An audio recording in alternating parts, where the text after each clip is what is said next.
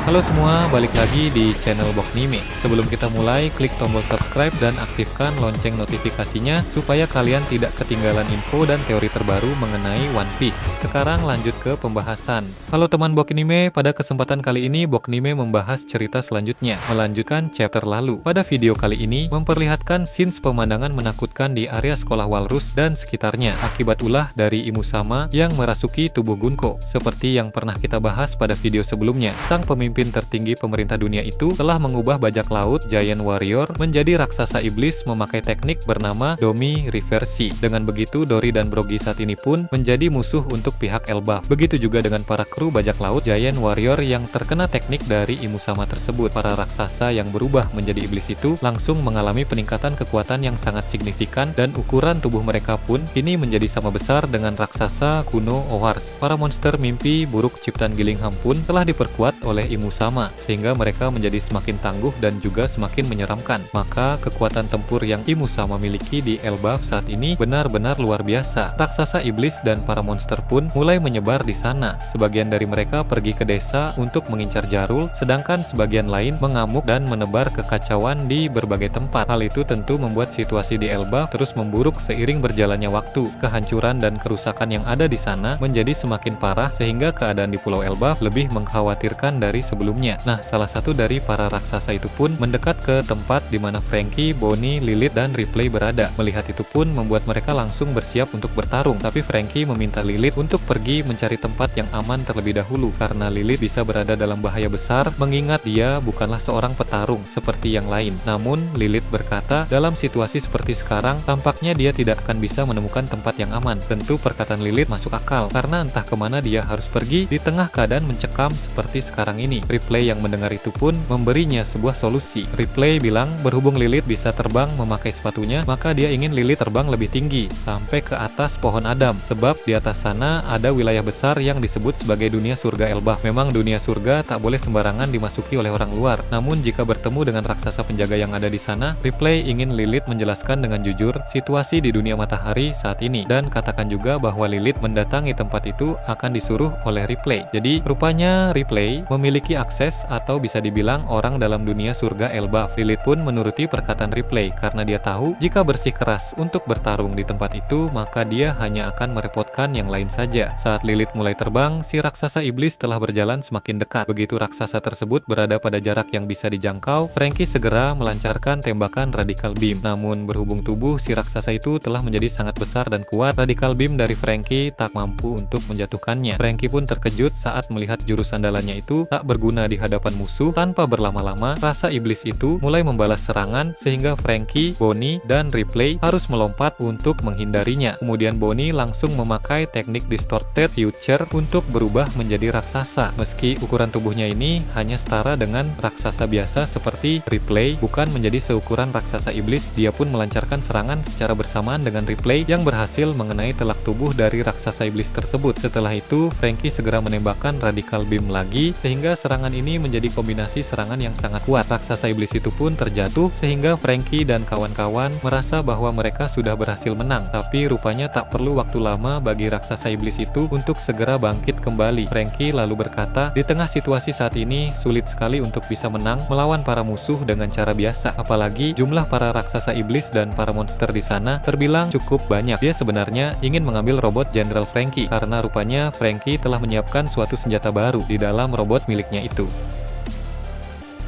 Senjata baru di robot General Franky itu mengacu pada salah satu senjata dalam rancangan Pluton. Saat Enishi Lobby dulu, Franky memang telah membakar cetak biru Pluton, tapi Franky telah menghafal semua isi dari cetak biru itu. Jadi Franky pun sempat mencoba-coba memasukkan beberapa aspek senjata kuno Pluton ke dalam robot General Franky, sehingga robot itu kini telah menjadi semakin kuat. Tapi sayangnya robot General Franky masih berada di kapal Tausan Sunny, dan kapal Tausan Sunny berada jauh di pelabuhan desa, sehingga sulit bagi Franky untuk pergi pergi ke tempat itu dalam situasi yang genting seperti ini. Jadi untuk sementara waktu Franky terpaksa bertarung dengan cara biasa bersama dengan Bonnie dan Ripley. Tentu kita jadi penasaran seperti apa senjata baru dalam robot General Franky itu. Senjata tersebut pasti luar biasa karena berdasarkan pada senjata kuno Pluton. Sementara itu beberapa raksasa iblis pergi ke desa untuk mengincar Jarul sesuai dengan perintah dari Imuama beberapa waktu yang lalu. Walau para warga desa telah meminta Jarul untuk lari, tapi seperti yang dia katakan dalam chapter sebelumnya, jangan meminta seorang prajurit untuk melarikan diri. Dia pun memilih jalan ke Satria untuk menghadapi para raksasa iblis yang datang. Apapun resikonya, Jarul juga mengingatkan kembali peristiwa pada masa lalu di mana Loki menghabisi Raja Harald dan 100 prajurit raksasa. Alasan Loki melakukan itu karena Raja Harald dan para prajurit tersebut mengalami hal serupa seperti yang terjadi pada bajak laut Giant Warrior seperti sekarang ini. Mereka berubah menjadi iblis sehingga Loki tak punya pilihan lain selain menghabisi mereka semua yang ada di sana. Hal ini memang dapat kita ketahui dari sebelum-sebelumnya bahwa sebenarnya Loki tidak bersalah. Dia justru ingin menyelamatkan para warga yang dulu akan terancam. Sekaligus Loki juga melakukan hal itu agar nama Raja Harald tidak tercoreng karena diubah menjadi iblis oleh Imusama. Loki adalah pahlawan Elbaf yang sesungguhnya. Setelah Jarul mengingat momen itu, salah satu dari raksasa iblis pun mulai melancarkan serangan kepadanya. Nah, Jarul lalu menangkis sehingga terjadi bentrokan antara senjata mereka itu. Namun dengan kondisi fisiknya yang sudah tua, Jarul tentu kalah dari segi tenaga. Dia pun terpental dan jatuh akibat dampak dari serangan itu. Raksasa iblis itu pun ingin melancarkan serangan penghabisan, tapi tiba-tiba muncul banyak tangan besar dari dalam tanah yang memindahkan tubuh Jarul, sehingga sang rasa legendaris itu masih bisa berhasil selamat. Orang yang melakukannya tentu adalah Robin, karena sang arkeolog dalam bajak laut, topi jerami itu melihat dari kejauhan bahwa Jarul sedang berada dalam bahaya besar. Robin tampak sangat kelelahan sebab dibutuhkan banyak energi untuk menyelamatkan Jarul yang punya tubuh berukuran masih. Tentu kita berharap bahwa Jarul masih harus selamat supaya dia bisa menceritakan fakta sebenarnya di balik insiden Loki yang menghabisi Raja Harald pada masa lalu. Jarul adalah satu-satunya saksi yang masih hidup sampai saat ini. Setelah itu diperlihatkan Loki di dunia bawah bisa merasakan bahwa aura yang ada di wilayah dunia matahari itu terasa seperti yang dia rasakan dulu ketika membantai Raja Harald dan 100 pasukan di sana. Loki tahu ada yang aneh di tempat itu karena aura mengerikan ini terasa sangat jahat. Luffy yang menyadari hal itu pun bertanya, apa Loki tahu tentang siapa pemilik aura jahat itu? Loki menjawab, sebenarnya dia tidak tahu karena dulu ketika sosok itu mengubah Raja Harald dan yang lain menjadi iblis, sosok tersebut langsung pergi melalui lingkaran sihir. Namun Loki yakin sosok itu berasal dari pemerintah dunia. Luffy pun menanggapi, lagi-lagi pemerintah dunialah sumber masalahnya. Nah, Luffy berkata, sepertinya jika pemerintah dunia dihancurkan, keadaan dunia akan menjadi lebih baik lagi. Luffy pun menegaskan, setelah dia menjadi Raja Bajak Laut, tujuan dia selanjutnya adalah menghancurkan organisasi merepotkan itu. Luffy tidak mau lagi ada organisasi seperti itu di dunia ini. Beberapa saat kemudian Gaban terlihat siuman tapi masih belum bisa bangkit untuk berdiri. Dia berkata dengan suara pelan kepada Luffy untuk jangan dulu naik ke atas karena ada beberapa hal yang ingin Gaban sampaikan kepada Luffy.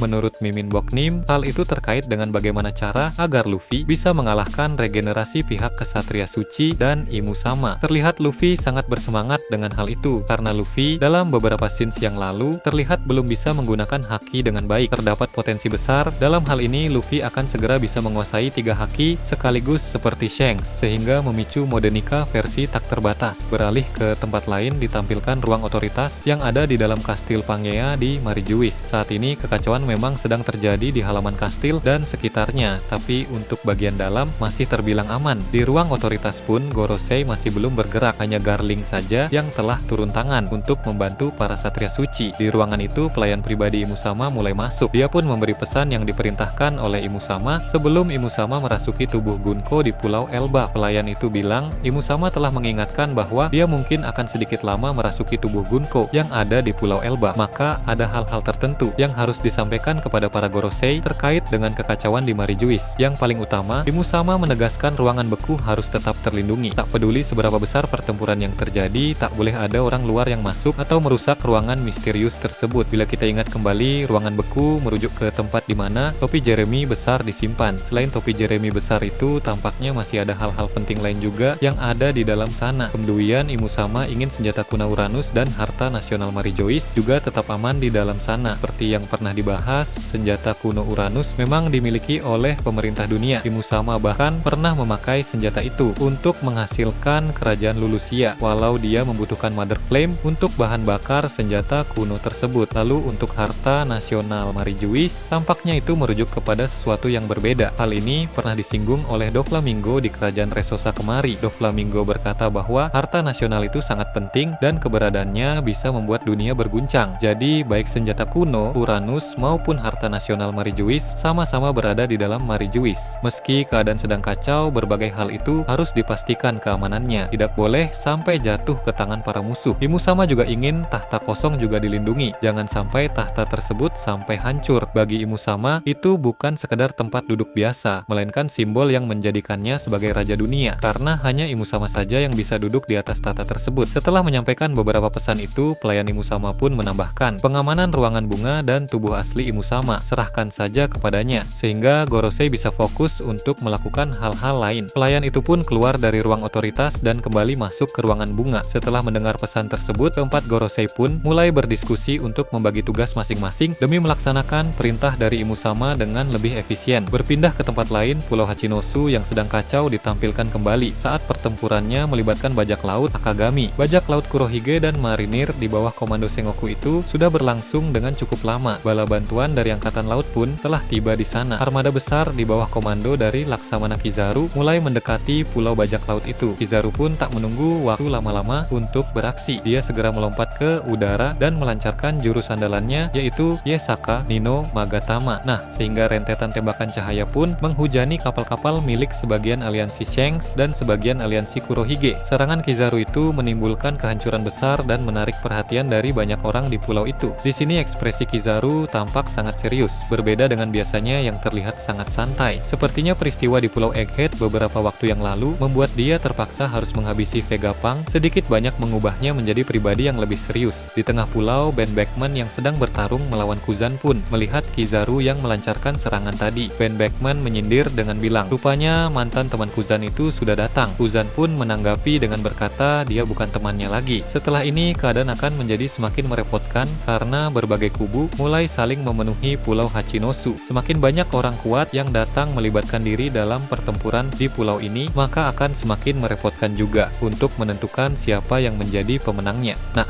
Ben Beckman pun menanggapi dengan bilang, jawabannya sangat simpel. Siapapun yang berdiri di akhir, dialah yang menjadi pemenangnya. Alur pertempuran di Pulau Hachinosu ini terus berkembang ke arah yang lebih kacau, sehingga jelas bahwa peristiwa tersebut akan membawa dampak besar bagi perkembangan dunia. Bagaimana menurut kalian terkait ini? Nah, itu tadi berbagai hal menarik pada chapter 1151. Menurut kalian bagaimana? Silahkan tulis di kolom komentar di bawah. Oke, segitu saja untuk pembahasan kali ini. Jangan lupa like, share, dan subscribe untuk video menarik selanjutnya. Peaceful World.